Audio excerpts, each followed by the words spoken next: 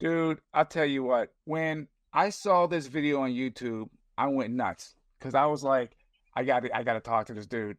And man, everything worked out. We got you on the show. First thing I want to thank everyone for joining us today. So I want to thank we got Seth in the house, E-Rod Life, One Wheels, Two Skis. Thank you so much. Bones, what's up, brother? In the house. I am so excited. You can see this big, like, cheesy grin on my face. This stage is all for you, Austin. I want to thank you so much from the bottom of my heart for coming. So the first question I want to ask is, when and how did you get started with EUC? Pretty much the beginning of unicycles themselves. So I started in 2014, and the first wheel that I was riding was actually a clone of the Airwheel X3, or is what people know of that product today. So it was like 350 watts. It had a very small battery. We're talking like a few hundred watt hours at most. I mean, basically, if you hit 12 miles per hour, that thing would turn off. Like, there's no Wow, chance look of at coming that. back. You fall. It's like it had a program where it was like you hit that speed, it's programmed to turn off. And so I left the U.S. and I went to China, and I wanted to learn more about manufacturing, and I spent several years there. I Wow, visited yeah. most of the electric unicycle factories while I was there. So that's pretty much the backstory of how I got into this at the very beginning. And there were no distributors. I just sent a random Chinese factory $500 by Western Union, and mysteriously a unicycle arrived in my door.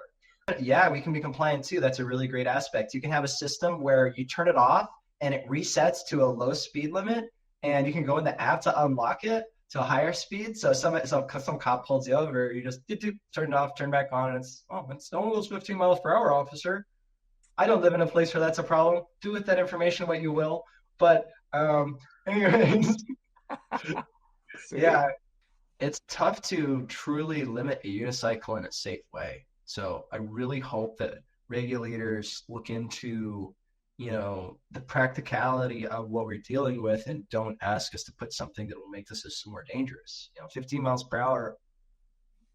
If you're going 50 miles per hour, it'd be hard to do much damage with a unicycle to anything or anyone. Like, Yeah, like you fall off that thing, it's just you. You're not driving a 6,000 pound car.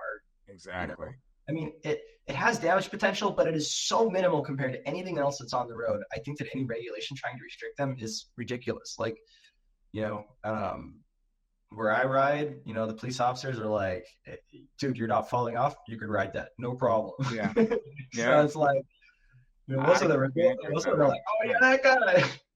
Now, I do have a question as far as with the when it says being compliant. Would there be a way that you could take, let's say you have a 3,000 watt motor and you have it built in the vest where you could stage that motor to where you might be putting out, let's say, because the big thing now is, 750 watt. That's for like e-bikes, that's the whole thing, 750 watt motor. So you can drop it down to 750 and then you can click it over again. You might take it up to 1500 and then the other setting would be like the full potential. You know what I mean? So you're just basically giving it power in stages so it's compliant. So if they pull you over and say, well, it can only be 750 watts, well, it is only 750 watts. You know what I mean? I don't know who is even capable of measuring that. Mm-hmm. You know what I mean?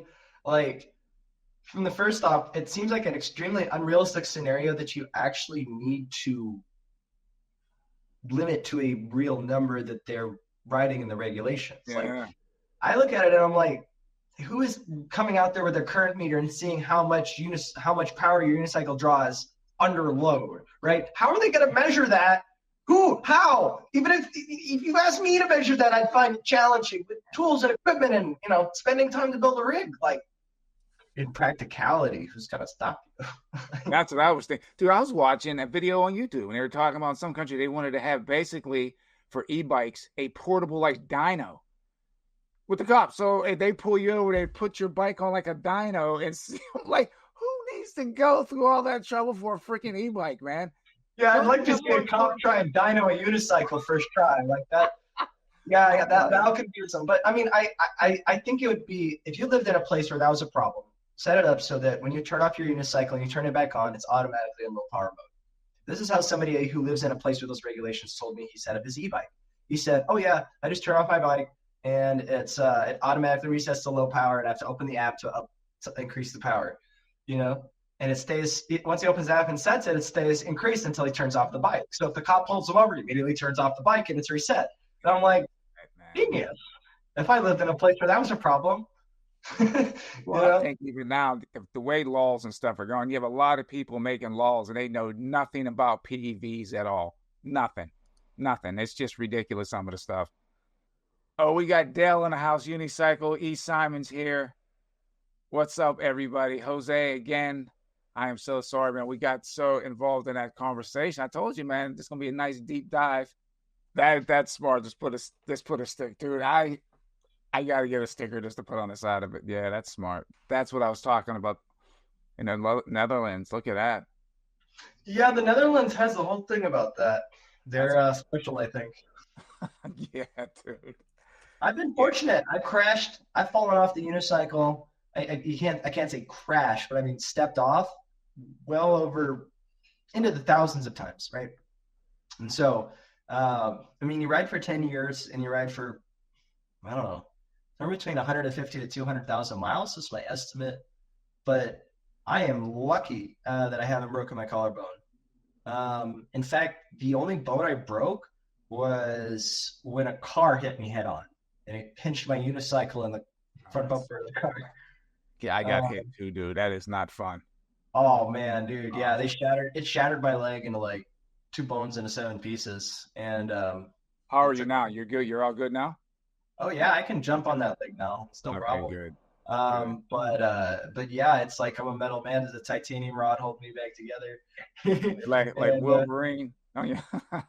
yeah, dude, like seriously, the doctors did not say it was going to be an upgrade. Like it is legit the better leg now. I don't know why, but That's I mean, funny. it is weird. Like especially right after it started healing, I noticed that with the rod, that part of my leg it doesn't flex. So when I stand on that leg, it doesn't flex. And I stand on my regular leg, I can feel that bone flexing now. And I'm like, Oh, that's crazy. oh, maybe that's why that leg's better. It's more like metal to metal with the unicycle. That's crazy. You do. Spartacus, I'm sorry I'm late, bro. No, I mean, I got to your comment late. Thanks for always showing up. Spartacus is like on every stream. Appreciate you, brother. Spartacus is the amazing legend of the EUC community. Now, it's cool. I met him through the live streams and everything. He's a rider, but he's always showed support for everybody, man. He's always digging in for everybody. So it's always good having him in here. Cool. So Electric Games in the house, indeed. Dude, Yeah, I met Seth in San Diego. We just casually bumped into each other on the street one day. Oh, really? Oh, Yeah, it was cool, out of the blue. I was riding downtown, and he was just like, "Hey," and I'm like, "Hey," and he's like, "I'm Seth Johnson." I'm like, "I've heard of you. Cool. I'm Austin." That is odd. That's good stuff right there.